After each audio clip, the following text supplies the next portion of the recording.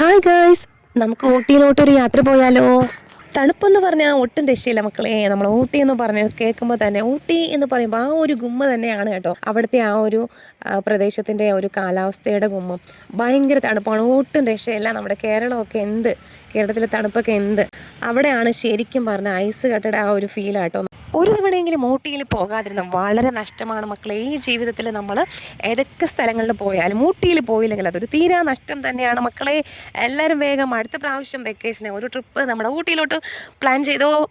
ഉദകമണ്ഡലം എന്നറിയപ്പെടുന്ന ഊട്ടി തമിഴ്നാട്ടിലെ ഒരു പ്രമുഖ ഹിൽ സ്റ്റേഷനും കൂടിയാണ്. ഊട്ടിയിലെ തണുപ്പുള്ള കാലാവസ്ഥ ക്യാരറ്റ് കൃഷിക്ക് ഏറ്റവും അനുയോജ്യമാണ്. കോയമ്പത്തൂരിൽ നിന്ന് 80 കിലോമീറ്റർ അകലെ സ്ഥിതി ചെയ്യുന്ന ഇതിനെ ഹിൽ സ്റ്റേഷനുകളുടെ രാജ്ഞി എന്നാണ് അറിയപ്പെടുന്നത്. സുഖകരമായ കാലാവസ്ഥയാണ് ഈ പ്രദേശത്തിൻ്റെ എടുത്തു പറയത്തക്ക സവിശേഷത. അതുകൊണ്ട് തന്നെ വിനോദയാത്രക്കാരെ ഏറ്റവും അധികം ഈ പ്രദേശത്തിലോട്ട് ആകർഷിക്കുന്നുണ്ട്. ഈ കാണുന്നത് ഒരു ക്യാരറ്റ് ഫാക്ടറിയാണ്. ഇവിടെ പല തോട്ടങ്ങളിൽ നിന്നും കൊണ്ടുവരുന്ന ക്യാരറ്റ് ഒരുപാട് ചെളിയും മണ്ണും ഒക്കെ ആയിരിക്കും. അത് ഈ ഒരു ഫാക്ടറിയിൽ പല പ്രോസസ്സിലൂടെ കഴുകി വൃത്തിയാക്കി പാക്ക് ചെയ്ത് വിപണനത്തിലേക്ക് കൊണ്ടുപോകുന്ന ഒരു സംരംഭമാണ് ഇവിടെ നടക്കുന്നത്.